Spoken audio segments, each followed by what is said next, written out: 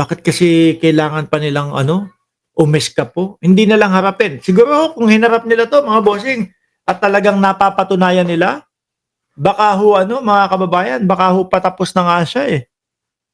Oh. Pero kasi kapagka ganito ang ginagawa natin, tatago tayo, pupunta sa ibang lugar, bali ang mangyayari lang ho do'n mga kababayan, tumatagal lang po na nareresolba yung problema mo. 'Di ba? May kaso ka pa din. May kaso ka pa din. 'Pag hinarap mo, napatunayan mo na ikaw ay hindi guilty, laya ka. Wala kang kung anong-anong iniisip. Eh, yung mga ganito ho, masakit sa ulo. 'Di ba? Nasa ibang bansa ka nga, eh, paano bigla kang napaisip, naku, paano kaya biglang mangyari? O, nangyari na ho yung ganyan.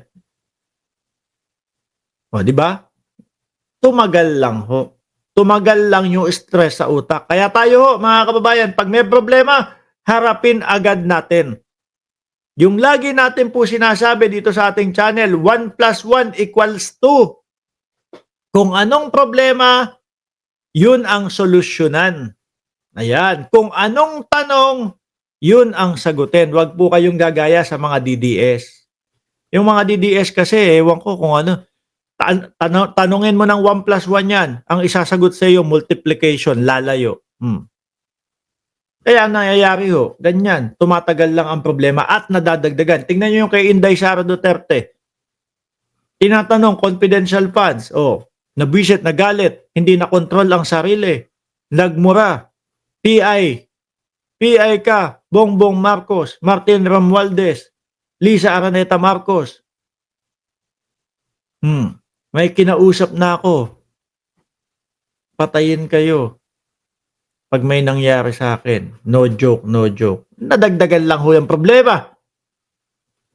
Di po ba? Oh, kayo, sigaw kayo ng sigaw kay Roque. Kahit hindi naman natin pinag-uusapan sa topic. Sige, eto. Oh, si Roque. Roque! O, may sinasabi ho, mga kababayan. Ayaw na namin ng politika. O, yan. Ang gusto nyo, si Roque, di ba? O, pasensya na ho. Napindot ko lang ng ganyan at nakabuka na naman po ang bunganga ni Roque. Boss Mark, hirap na nilang kausapin ng maayos. Ay ko, pag DDSO, nako, Diyos ko po, Lord. Di bali ka ng kumausap sa kalsada. O, nung mga taong grasa, kesa kumausap ka ng DDS, yung mga taong grasa, makikinig pa sa iyo eh. No? Maiintindihan ka pa. Eto, naku, parang may mga, sira na ho ang tuktok niya mga yan. Boss Mark, hirap na nilang kausapin ng maayos, kaya nagkukupal na din ako sa mga engot na yan. Ay, nako. Eto, si Roque, may sinasabi, patungkol din no, sa reconciliation, mga kababayan. At binabaliktad pa ni Roque, ha? Oh, Roque, game. Ayaw na namin ng politika. Tayo'y magkasundo na. Payag ba kayo? Di wag. Di ba, Cheryl Santa Maria? Sabi nila, ayaw na namin ng politika. Sabi daw ho yun ni Pangulong Bongbong Marcos. Patungkol pa din ho yun, mga bossing, doon sa reconciliation. No? Na tigilan nyo yung pagkain ng saging. Masyado kayong nasosobrahan sa potassium. Puta, mga assuming kayo. Hindi naman para sa inyo. Hindi lang para sa inyo, sinabi ng presidente, yung reconciliation. Roque. Biruin nyo ha, mga kababayan. Ang sinabi pa, ayaw na daw sa politika. No? Eh sila ho itong palaging namumulitika eh. Sila ho itong puro kasinungalingan na sinasabi. Di po ba? Sila ho yung sasabihin, si Presidente Bongbong Marcos ay adik. Si Presidente Bongbong Marcos ay gumagamit ng ipinagbabawal na gamot. Hanggang ngayon no, walang napatunayan. Gusto kasi nilang pabagsakin si Pangulong Bongbong Marcos. Kaya paulit-ulit po yung mga kasinungalingan nila.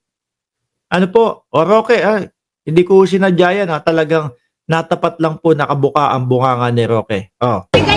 Ayaw na namin ng politika. Tayo'y magkasundo na. Payag ba kayo? Anong sagot nyo sa kanya? Correct. Tignan nyo, ganun lang. Inaako nila na kanila lang, tapos ano sagot nyo sa kanila? Bangag, bangag, bangag. Bangag, bangag, bangag. Dulot na din ho yan ni Roque, mga kababayan, kaya ganyan ang mga utak niyan. Bangag ka! Alis ka! Yan ang walang takot na kasagutan ng mga Pilipino dito sa iyo. O, mga Pilipino, damay kami dyan. Pilipino din kami. Nako, hindi ha. Ayaw namin na umalis ang Presidente Bongbong Marcos sa kanyang posisyon. At ito, Roque, makinig ka. Majority ng mamamayang Pilipino gusto nang maumpisahan yung impeachment. Tingin ko, yun ang mas makatotohanan. Kasi, yung sinasabi mo na pinapaalis si Pangulong Bongbong Marcos ng mamamayang Pilipino, walang basehan. No? Pero yung lumagda na mga kongresista sa impeachment ni Inday Sara Duterte, 86%, lahat nanalo. Hindi naman mananalo yung mga yan, kundi dahil po sa boto ng kapwa natin Pilipino. 'Di ba? May basihan. Na yung mga yon, ay gusto ko yung ginawa mo, no, pumirma ka para ma-impeach si Inday Sara Duterte. Iboboto ka ta ulit. Ganun, Roque. 'Di ba? Ay, ito congressman namin to. Bumoto to sa impeachment ni Inday Sara Duterte. Hindi kita iboboto, talo ka ngayon. Dapat ganun. Dapat ganun ang naging reaksyon ng mamamayang Pilipino. Pero wala eh. Di ba, Shiro Kansaki? Wala eh. Nanalo pa din yung mga congressman. O eto, iyak pa kayo ngayon. Nako, manggagalaiti ka na naman, Roque. Kung kay Atty. Claire naggagalaiti ka, malamang meron kang panggagalaitihan sa Senado na sa Kongreso. Ayan po ay si Atty. Abante, Princess Abante, na anak po ni dating Congressman Benny Abante. Matapang, ha? At huwag kayong mag-expect na pag bumanat kayo, wala kayong matatanggap na banat pabalik sa inyo. Huwag ganun. Kasi etong mga DDS, mga bossing, bigla pong mga pabiktim. Bigla ho silang mga pabiktim mga kababayan, nung sila na ang nireresbakan ng katotohanan. Nang sila na ang nireresbakan ng may talino. Iyakan na mga kababayan. Bakit ganon? Sumasagot sa amin si Atty. Claire Castro. Gusto nila, sila lang ang bumabanat. Pagka sila ang niresbakan, iyakan na po, mga kababayan. Okay, tuloy! Europa. Bangag. Dito sa Europa, merong tunay na demokrasya. Bangag.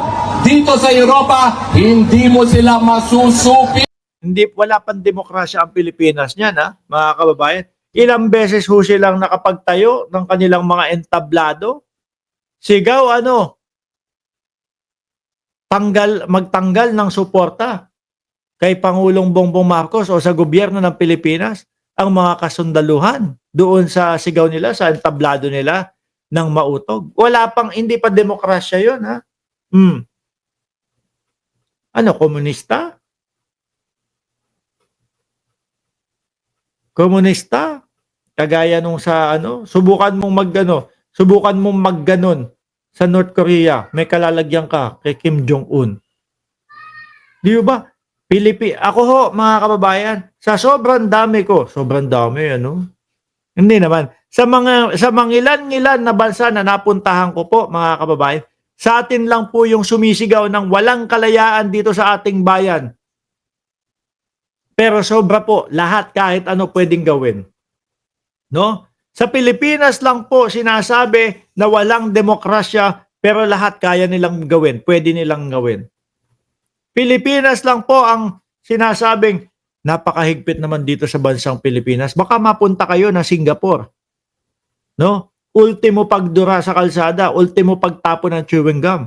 Bawal doon. Sabi ni JJ Bar, gawin nila yan sa minamahal nilang China. Iyo ba? O tama. Yun naman pala sa Europa eh. O. E di okay. O tama nga si Neng Gigi. O. Yun naman pala sa Europa. Okay. Bakit gusto pa uwi si Digong? Eh di doon na nga lang si dating Pangulong Duterte. Sabi ni Franz Lee, Ed Kila, harapin mo na kasi. Puro kadaldal, Roque. O, tuloy. Kaya ang sagot, bangag ka, alis ka. Sayaw na naroon. Kala ko naman merong sasabihin na malupit si Roque. Sa araw-araw po, no, na nakikita natin, nagdadadaldal si Roque, nagsasasalita si Roque, wala pong ibang sinabi kundi puro bangag, bangag, bangag. Ngiwi, ngiwi, ngiwi. Pati iba naman dyan, bangag ka, alis ka. Anak ng tinapayan. Malabo. Lalo lang nanggigigil sa kanila ho, mga kababayan. Yung taong bayan.